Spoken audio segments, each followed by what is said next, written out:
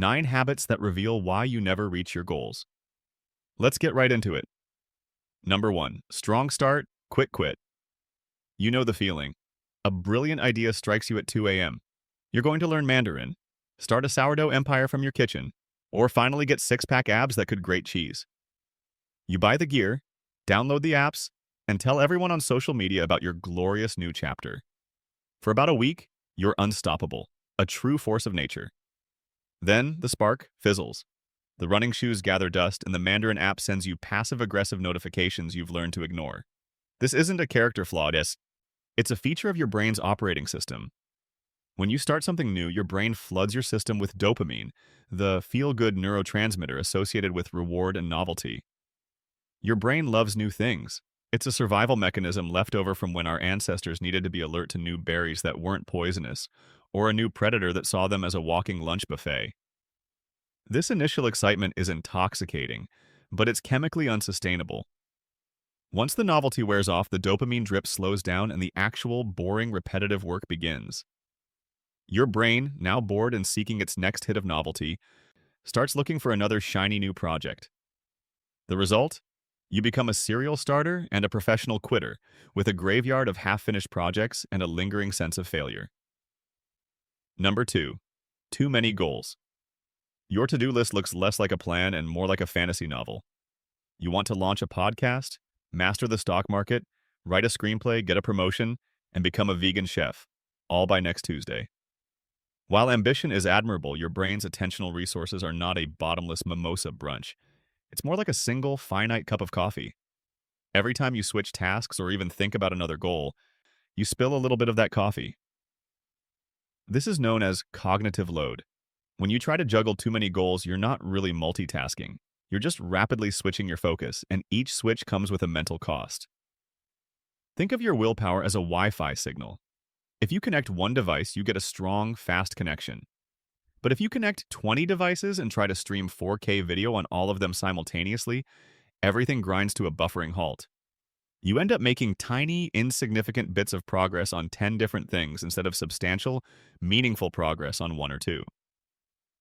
By spreading your energy so thin, you guarantee that no single project gets the deep, focused attention required to see it through to completion. The cruel irony is that in your quest to achieve everything, you often end up achieving nothing. Number 3. Motivation-only mindset. You're waiting for the muse to strike. You believe that to do great work, you need to feel a lightning bolt of inspiration, a tidal wave of motivation that will carry you effortlessly to the finish line. So you wait. And you wait. You watch motivational videos, read inspirational quotes, and curate the perfect get-it-done playlist. The only thing you're not doing is the actual work. Relying solely on motivation is like trying to power a cross-country road trip with a single, very strong cup of coffee. It'll get you out of the driveway, sure, but it won't get you to your destination. Motivation is an emotion, and like all emotions, it's fickle, unreliable, and completely out of your control. Discipline, on the other hand, is a system. It's the boring, unsexy, but incredibly effective engine you build through consistency. Your brain is wired for efficiency. It loves shortcuts and hates discomfort. Doing the hard thing when you don't feel like it is, by definition, uncomfortable. But every time you push through that resistance, you are physically rewiring your brain, strengthening the neural pathways that make that action easier the next time. Discipline isn't about feeling good. It's about showing up regardless of how you feel. Knowing that action creates motivation, not the other way around. Number 4, micro-procrastination. This isn't the classic capital P procrastination where you put off a huge project for weeks. This is its sneaky, more insidious cousin, micro-procrastination. It's the constant stream of tiny delays that feel harmless in the moment, but collectively sabotage your entire day. It's hitting the snooze button not once, but 8 times with the buzz. It's deciding to just check your email before starting your main task, which spirals into an hour of clicking through newsletters. It's telling yourself you'll start writing that report after one more YouTube video, which then becomes a deep dive into the history of competitive cheese rolling. Each of these 5 more minutes decisions seems insignificant, but they are devastating to your momentum. Every time you choose a small, easy, dopamine-rich distraction over the more challenging, important task, you train your brain to crave instant gratification. You're essentially teaching it to avoid any semblance of friction. These tiny delays break your focus, forcing your brain to expend precious mental energy refocusing every time you attempt to get back on track. It's like trying to fill a bucket with a hole in it. It doesn't matter how much effort you pour in if it's constantly leaking out through 1,000 tiny, self-inflicted punctures. Number 5, energy burnout. Our culture glorifies the hustle. We're told to grind 247, to sleep when we're dead, and to treat exhaustion like a badge of honor. The problem is, your biology doesn't care about motivational Instagram posts. You are not a machine. You are a biological organism that operates on cycles of stress and rest. Pushing yourself into a state of chronic overwork doesn't lead to success. It leads to burnout, a state of emotional, physical, and mental exhaustion caused by prolonged stress. When you're burned out, your cognitive functions tank, your creativity evaporates, and your ability to solve problems grinds to a halt. Think of it like weightlifting. When you lift weights, you are literally creating micro tears in your muscle fibers. The muscle growth doesn't happen while you're lifting. It happens afterward when you rest and your body repairs those tears, making the muscle stronger. Your brain and your creative energy work the exact same way. The intense focus, the problem solving, the grind, that's the stress. The rest, the downtime, the walk in nature, the good night's sleep, that's the repair cycle where the magic happens. By skipping rest, you are essentially just tearing your muscles down over and over without ever giving them a chance to rebuild. You're not hustling harder, you're just breaking down faster. Number 6, perfection paralysis. You have a brilliant idea, a clear goal, and even a solid plan. But you can't start. Why? Because the conditions aren't quite right.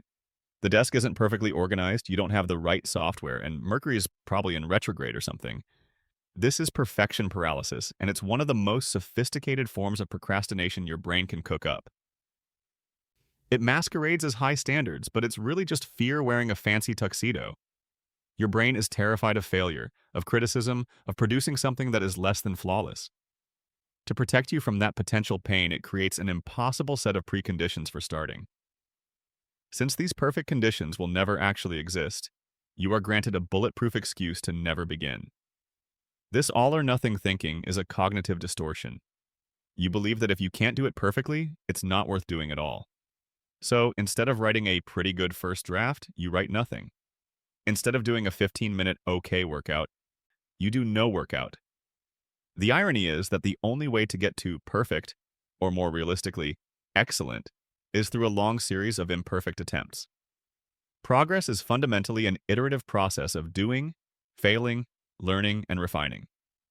By waiting for perfection, you don't just delay success, you actively prevent the very process that creates it. You're refusing to learn to walk because you're afraid you might stumble. Number 7, constant comparison. Your brain is a social organ.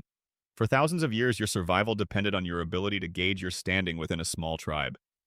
Am I contributing enough? Am I keeping up?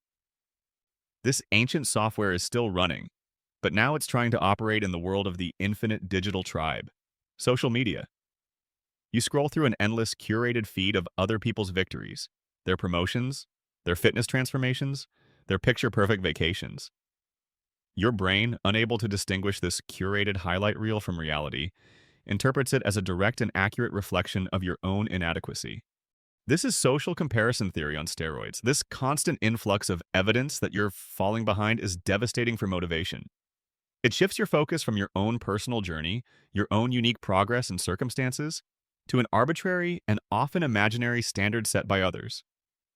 Intrinsic motivation, the drive to do something because it is personally rewarding, gets suffocated by extrinsic pressure. You stop running your own race because you're too busy looking over your shoulder at how fast everyone else seems to be going. The result is a toxic cocktail of envy, self-doubt, and demotivation that makes achieving your own goals feel pointless. Why bother taking one small step when it feels like everyone else is lapping you? Number 8. No tracking or review. Imagine playing a video game where your score never changes, your health bar is invisible, and you get no confirmation that you've defeated an enemy. How long would you keep playing? Not very long. That's what trying to achieve a goal without tracking your progress feels like to your brain. Goals, especially long-term ones, can feel abstract and distant. Your brain's reward system, however, doesn't run on abstract ideas. It runs on concrete evidence of progress. It needs those little hits of dopamine that come from acknowledging a win, no matter how small. When you don't track your efforts, whether it's the pages you've written, the workouts you've completed, or the money you've saved, you rob yourself of a crucial feedback loop. Without it, you have no tangible sense of forward movement. Even if you are making slow, steady progress, it feels like you're standing still. This perceived stagnation is a motivation killer. Your brain concludes that your efforts are futile and starts to disengage. Tracking isn't about bureaucracy. It's about providing your brain with the proof it needs to stay in the game. It makes the invisible visible, turning a daunting marathon into a series of achievable, rewarding steps. Number 9, wrong rewards. You've worked hard all week. You stuck to your diet, finished the dreaded report, and avoided all your usual time-wasting habits. You deserve a reward, right? Absolutely. So you reward yourself by ordering 3 pizzas, binge watching an entire season of a show until 3 a.m., and spending hours scrolling through social media.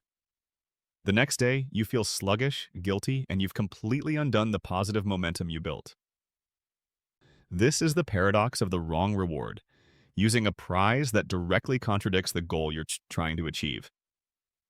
Habits are built on a neurological loop, a cue, a routine, and a reward. The reward is what tells your brain, hey, this loop is worth remembering and repeating.